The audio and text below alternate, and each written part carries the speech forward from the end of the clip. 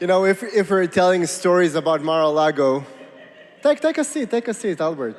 Don't worry. Can somebody give him something to drink?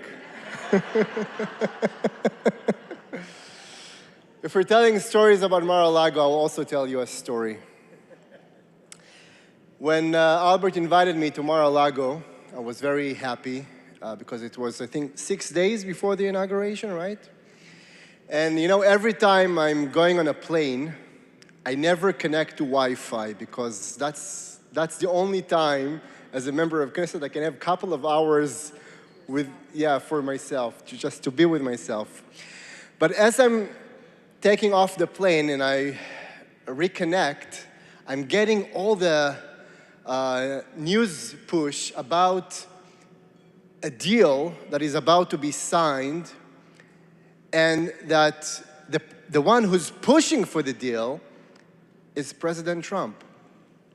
Now, I thought it was a horrible deal, and I prayed for 4 years to see Kamala and Biden living and President Trump coming to the White House, because we wanted to see an American president who supports Israel and pushes Hamas, not like Biden did. And suddenly, the first thing President Trump is doing, even before stepping into the White House, is pushing Israel to go for a horrible deal.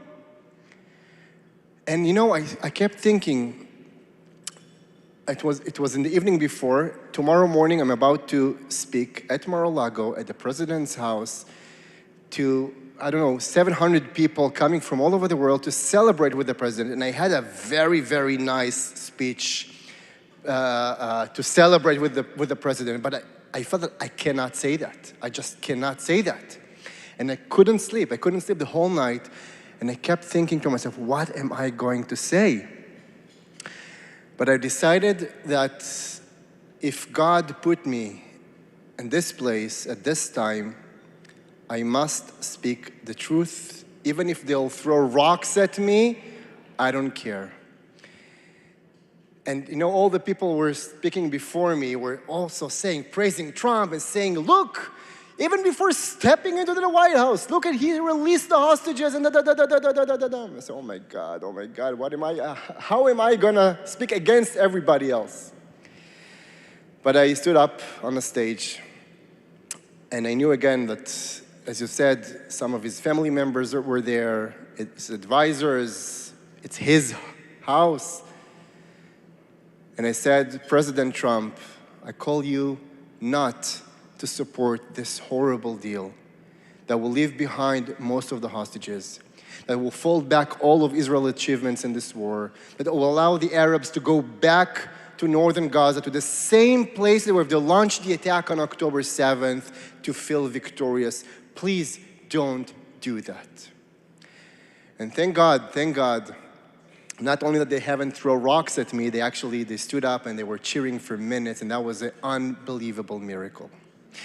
But the reason I'm telling you this story, it's actually not because of, it's a nice story, but not because of that. Because I must tell you that, you know, I thought about it a lot. The whole week, I went from there to Washington, and I've spent the whole week in Washington until the inauguration. But I was so upset, and I realized that it's not because of President Trump, it's not his fault. I mean, he asked Israel, what do you want? And we said, we want a deal. I mean, our prime minister said we want a deal. So he gave them a deal. And I thought to myself, you know, what is wrong with us? What's wrong with us? I mean, really, Hamas, they're on their knees. Instead of getting rid of that, we are helping them to get up. We are feeding them, we are giving them ammunition, we are sending terrorists away. What is wrong with us? Why are we so afraid to win this war? And it came to my mind that, you know, every Shabbat, we are reading a portion from the Torah. And on these weeks, we were reading the portions about the people of Israel leaving Egypt. And I thought to myself, you know, it's exactly the same story.